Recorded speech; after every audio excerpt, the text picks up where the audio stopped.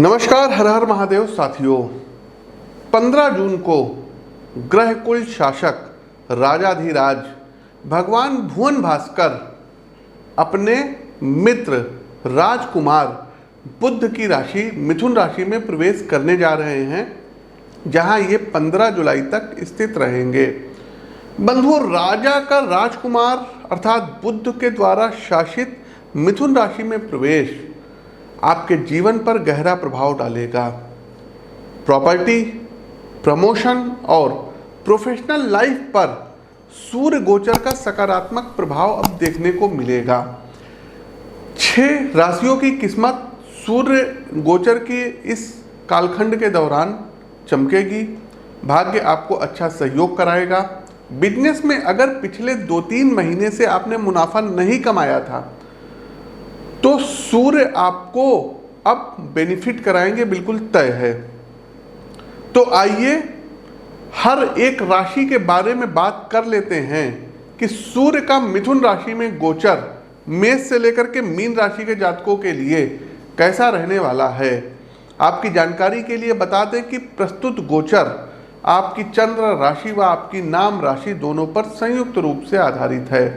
आगे बढ़ने से पहले साथियों, हम आपको बताना चाहेंगे कि दिनांक 21 से लेकर के और 24 जून के मध्य में हमारा दिल्ली आगमन हो रहा है। तो जो भी दर्शक दिल्ली में व्यक्तिगत तौर पर मिल करके हमसे अपनी पत्रिका का विश्लेषण करवाना चाहते हैं तो स्क्रीन के दिए गए नंबरों पर अपनी अपॉइंटमेंट बुक करवा लीजिए। और दूसरी एक बात बताना चाहेंगे साथियों कि ज्योतिष संबंधी कोई कंटेंट हो गया, पूजा पाठ संबंधी कुछ गाइडेंस हो गया, पुस्तकें हो गई, उसको प्राप्त करने के लिए व्हाट्सएप का हमारा चैनल है, उसका लिंक डिस्क्रिप्शन बॉक्स में दिया गया है। 9621 वाले नंबर से है वो चैनल। उस पर जा करके उस चैनल को आप ज्वाइन कर सकते हैं और वहाँ पर आपको जो है नई नई जानकारियाँ साझा की जाएंगी। इसके अलावा साथियों याद करिएगा, सूर्य का जब गोचर मेष राशि में भी हुआ था, वृषभ में भी हुआ था, तो लोकसभा चुनाव को लेकर के हमने प्रेडिक्शन दी थी। और आप चले जाइएगा, प्रत्यक्ष को प्रमाण की आवश्यकता नहीं है। आप ट्विटर खोलिए और @PT आशीष वत्स लिखिए या फेसबुक पेज पर एस्ट्रोविद आशीष लिखिए और थोड़ा सा जो है स्क्रॉल करिए, अपने उंगलियों को कष्ट दीजिए और जा करके देखिएगा सब लोग जो कह रहे थे, जितने भी एस्ट्रोलॉजर थे या जितने भी जो है क्या कहते हैं मीडिया चैनल वाले थे, एग्जिट पोल वाले थे कि बीजेपी को 400 पार कर रहे थे, कुछ महान भाव लोग तो 500 पार भी कर दिए थे। तो वहाँ पर हमने प्रेडिक्शन दिया था कि एनडीए की सरकार बनेगी, बीजेपी प्लस उनके सहयोगी दल मिलकर सरकार बनाएंगे। और वहाँ स्पष्ट लिखा है ट्विटर और फेसबुक पर कि बीजेपी प्लस एनडीए 250 से 290 सीटों के बीच में आएगी। तमाम लोगों ने उपहास भी किया था, लेकिन वक्त जो होता है, समय जो होता है, ये हर एक खामोशी का जवाब देता है। तो वहाँ पर वो हुआ। इसके साथ साथियों प्रेडिक्शन इसमें थोड़ी सी गलत भी हुई थी। गलत ये हुई थी कि कुछ सीटों की हमने प्रेडिक्शन दी थी, लगभग ये मान के चलिए अगर हमने 60-70 सीटें बताई थी तो उसमें 3-4 सीटों की प्रेडिक्शन गलत निकली थी। तो उसके लिए हाथ जोड़ करके माफ़ी, क्योंकि 100% कोई प्रेडिक्शन सटीक दे नहीं सकता है। 60 से 70%, 80% तक यदि प्रेडिक्शन आपकी सही बैठती है तो बहुत अच्छा रेशियो है।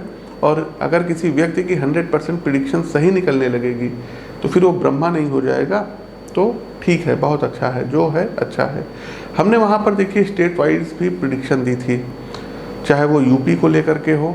हमने क्या लिखा था कि अखिलेश यादव जी कन्नौज से जीतेंगे, डिम्पल जी मैनपुरी से जीतेंगे, धर्मेंद्र यादव आजमगढ़ से जीतेंगे, फिरोजाबाद से अक्षय यादव जीतेंगे, बदायूं से जो है आदित्य जीतेंगे। तो इन सबके बारे में हमने प्रेडिक्शन दी थी। गोरखपुर सीट का बताया था रवि किशन, बनारस सीट और लखनऊ सीट का तो तय था जीतना।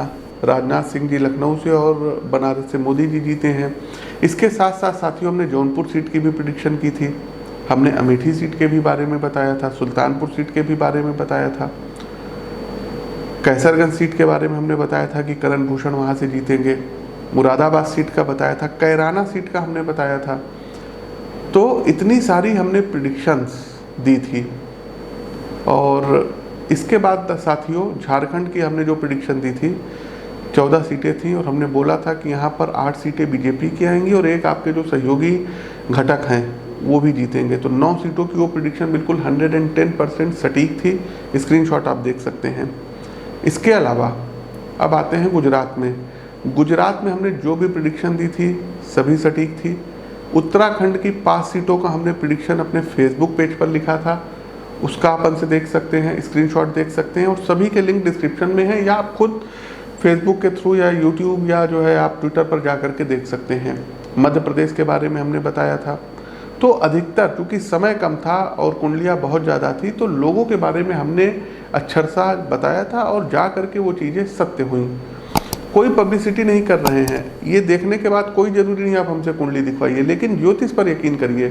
देखिए, एस्ट्रोलॉजर गलत हो सकते हैं, ये विद्या नहीं गलत हो सकती है।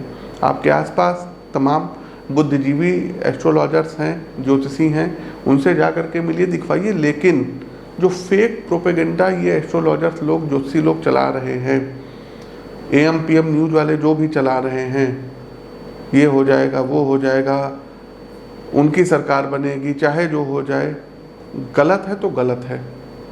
और गलत होने पर भी गलती ना मानना, ढीठता से उसी के ऊपर डटे रहना, नहीं ऐसा नहीं है, वैसा होगा, वैसा नहीं वैसा होगा, ये काफ़ी कुछ जो है व्यक्ति के पतन का कारण होता है। खैर, क्या करना, आगे बढ़ते हैं। वीडियो लाइक कीजिए, शेयर कीजिए। मूल मुद्दे पर आते हैं कि सूर्य का मिथुन राशि में गोचर का सभी 12 राशियों पर क्या प्रभाव रहेगा। सूर्य गोचर की चौथी राशि आती है कर्क राशि।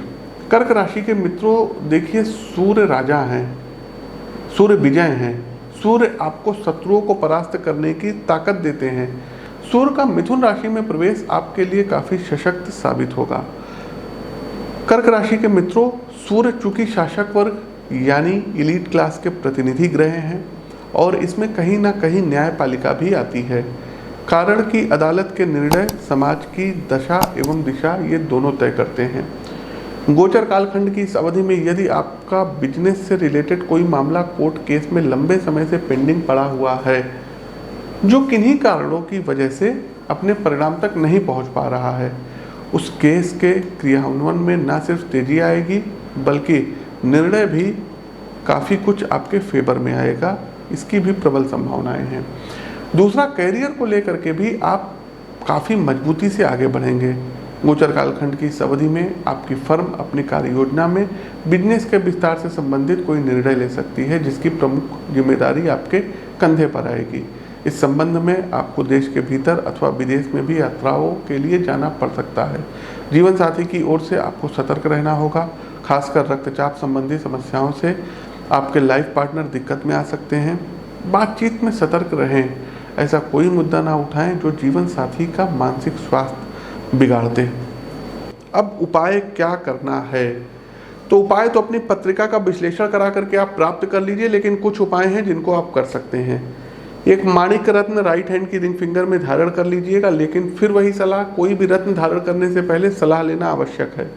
दूसरा एक काम ये करिए, प्रतिदिन सूर्य देव को अर्घ्य दीजिए, आदित्य हृदय स्तोत्र का पाठ करिए। तीसरा एक काम, प्रतिदिन आप लोगों को चंडी कवच का एक पाठ जरूर करना होगा। करके देखिएगा, आपके सभी जो बिगड़े काम है ना वो बनने लगेंगे। अगला एक काम ये करना होगा साथियों कि संडे वाले दिन आदित्य हृदय स्तोत्र का पाठ करें और प्रत्येक संडे के संडे सनराइज से सनसेट के बीच में एक रोटी में थोड़ी सी लाल मसूर और गुड़ रख करके शहद लगा करके गाय को जरूर खिलाइए। ग्रास, गौ ग्रास उसको बोलते हैं। इसके साथ साथ साथियों, स्नान करने वाले जल में थोड़ा सा चंदन का इत्र मिला करके आप लोग स्नान करिए। एक लाल रंग की रुमाल अपनी जेब में रखिए और हो सके तो एक तांबे का कड़ा 25 से 30 ग्राम का दाहिने हाथ में आप लोगों को धारण करना होगा। तो ये कुछ उपाय हैं जिनको आप कर सकते हैं और अनुकूलता प्राप्त कर सकते हैं। प्रिय दर्शकों, हमारा प्रस्तुत गोचर कैसा लगा कमेंट बॉक्स के माध्यम से अवगत अवश्य कराइए। नए हैं तो चैनल को सब्सक्राइब करिए, बेल आइकन दबाइए। अपनी वाणी को विराम देते हुए ज्योतिष के इस मंच से मैं पंडित आशीष वत्स आप सभी प्रबुद्ध साथियों से विदा लेता हूँ। नमस्कार, राम राम।